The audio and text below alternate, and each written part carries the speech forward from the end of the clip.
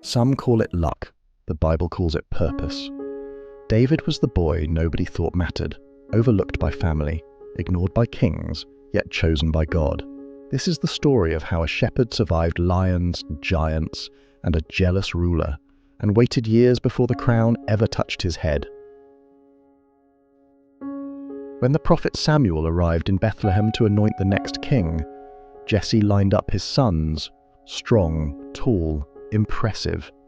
Samuel took one glance at Eliab and thought to himself, "Surely this must be the one. He looks every inch the king." But God said no to each of the 7. The Lord does not look at the things people look at. People look at the outward appearance, but the Lord looks at the heart. 1 Samuel 16:7. Samuel finally asked, "Are these all?"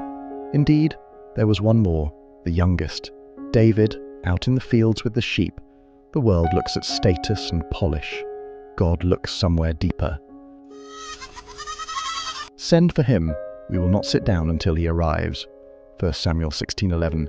As David walked in from the pasture, God told Samuel to anoint him. Oil flowed down a boy's head who smelled of sheep and sounded like psalms. History changed in a kitchen, not a palace. So Samuel took the horn of oil and anointed him in the presence of his brothers.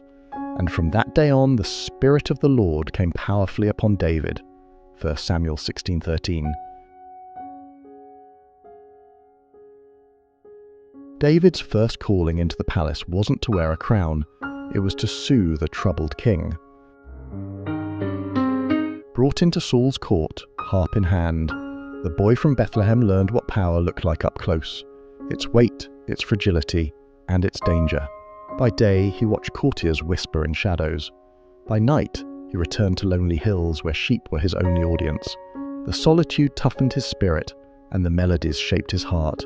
Every strum of the harp taught him humility. Every silent night beneath the stars taught him courage. God was shaping a king in secret places where no one applauded except heaven. Before David ever faced a giant in public, he had already faced greater dangers in the silence of the hills. A lion and a bear. They weren't after him, but after the sheep he was called to protect, and each time David ran toward the danger. Not because he was the strongest, but because he trusted the one who was stronger. Those unseen victories, when no crowd was watching, built a faith that no battlefield could shake. So when David remembered the lion and the bear, he didn't remember his own courage. He remembered God's faithfulness, and that memory gave him confidence. The Lord who delivered me before will deliver me again. Goliath's voice thundered across the valley of Elah, day after day, mocking, daring, and crushing the courage of Israel's army. His bronze armor flashed under the sun, and his words echoed like the sound of doom. No man dared step forward. But a boy did. 16-year-old David, sent only to deliver bread, stopped in his tracks. He heard the insults hurled against Israel, against his God. His eyes narrowed, and he asked, almost incredulous, "Who is this uncircumcised Philistine that he should defy the armies of the living God?" In Saul's palace, the boy spoke with a faith that outshone every sword in Israel. "The Lord who rescued me from the paw of the lion and the paw of the bear will rescue me from the hand of this Philistine." 1 Samuel 17:37. Yet even as David spoke with boldness, King Saul remained deeply troubled. The menace of the giant and the taunts of the Philistines still weighed heavily on him. Saul tried to arm him with bronze and iron, but David knew better. He set the armor aside. For this battle, trust would weigh lighter than steel. At the stream, David bent down. His hand moved slowly over the rocks.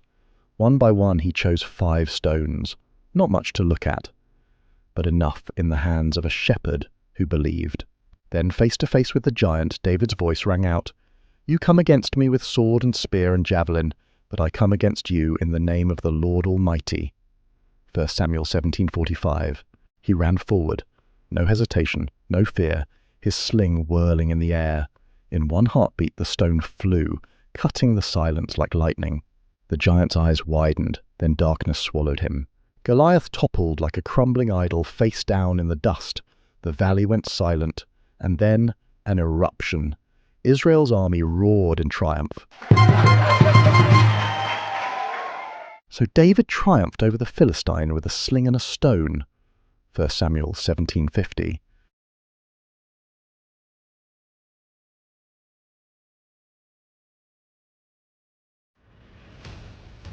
The songs rang out through the streets. Saul has slain his thousands, and David his tens of thousands. What began as applause soon became arrows, because praise can wound the one who isn't at peace within. Jealousy burned in Saul's heart. Twice he hurled his spear at David. Twice the boy who had slain giants had to duck for his life. But in those shadowed corridors, God planted a light. Jonathan! The prince should have seen David as a rival, but instead he saw him as a brother. Choosing integrity over inheritance, Jonathan pledged his loyalty to the man God had chosen. Love is brave like that, willing to sacrifice even when it costs. David, the boy no one believed in, was now the hero of a nation. Yet his greatest battle wasn't Goliath. It was the long, lonely years of waiting ahead. But the shepherd boy of 16 soon became a man. Now, at 30 years old, with the weight of years and caves and battles etched on his face, David carries a new kind of strength. No longer just a boy with a sling, but a man anointed for the throne. David fled into the wilderness, the long stretch between promise and fulfillment. In those caves, God enrolled him in a different kind of classroom. Around him gathered the broken ones, distressed, in debt, discontented. 400 men with nothing to lose, yet David became their captain. Leadership in God's economy doesn't start with perfect people. It starts with broken people who choose hope. In the fire of exile, David learned strategy, patience and restraint. He learned to feed men who had no bread, to encourage hearts ready to quit, and to trust God when betrayal was only a whisper away. In the wilderness, David wasn't just surviving, he was being shaped into the king God had always seen. Twice David could have ended his suffering by ending Saul's life. Twice he held back his hand. In the cave at En-Gedi, he crept close enough to cut the corner of Saul's robe. Later, under the cover of night, he stood over Saul's sleeping body, his sword within reach. But David knew, just because you can doesn't mean you should. The Lord forbid that I should do such a thing to my master, the Lord's anointed. 1 Samuel 24:6 NIV. David's mercy wasn't weakness, it was worship. He chose God's timing over human shortcuts, restraint over revenge. In that moment, David showed what true kingship looks like, power held in obedience to God. On Mount Gilboa, Israel's first king fell. Saul, once anointed, once chosen, dies by his own hand. His crown lies in the dust, his armor scattered among enemies. When word reaches David, he does not rejoice. He tears his clothes, weeps, and lifts a lament for Saul and Jonathan. His grief is raw, his honor intact. He remembers Saul, not for his jealousy, but for his strength, not for his decline, but for his anointing. Then, in Hebron, the people of Judah gather. Elders lay hands, prayers rise, and oil flows once more. David is anointed king. The promise has moved closer. No longer a shepherd boy, yet not yet king over all Israel. Between promise and fulfillment still lie years of conflict, compromise, and waiting. The years of waiting are over. After battles, betrayals, and uneasy truces, the elders of Israel gather in Hebron. They come not as rivals, but as family, saying, "We are your own flesh and blood." Here, under open skies, they make a covenant with David. Oil runs down his head once more, but this time not for Judah alone. He is king over all Israel. When all the elders of Israel had come to King David at Hebron, the king made a covenant with them at Hebron before the Lord, and they anointed David king over Israel. 2 Samuel 5:3 NIV. The boy who once guarded sheep now shepherds a nation. But he does not stand there by ambition, nor by force. He stands by the hand of God, who lifted him from the shadows of caves to the throne of Jerusalem. The crown rests on a heart shaped in hidden places. David's story is not about chance. It is about a God who fulfills promises in his time. The same God who took him from pasture to palace still writes stories today, stories that wait, endure, and, in the end, shine with his faithfulness.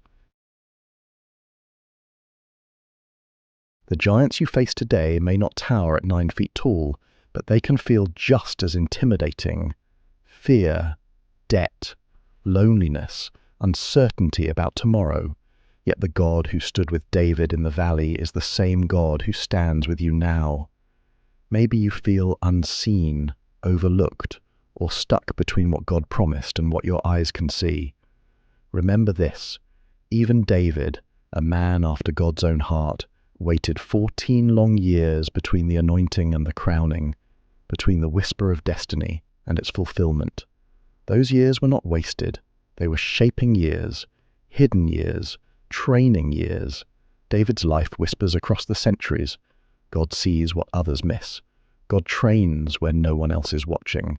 God times every step with wisdom beyond our own. So when the battle feels bigger than you, remember whose battle it really is. When shortcuts tempt you, choose obedience over convenience. And when the waiting feels endless, hold fast. The one who anoints in obscurity is faithful to crown in due time. Take courage.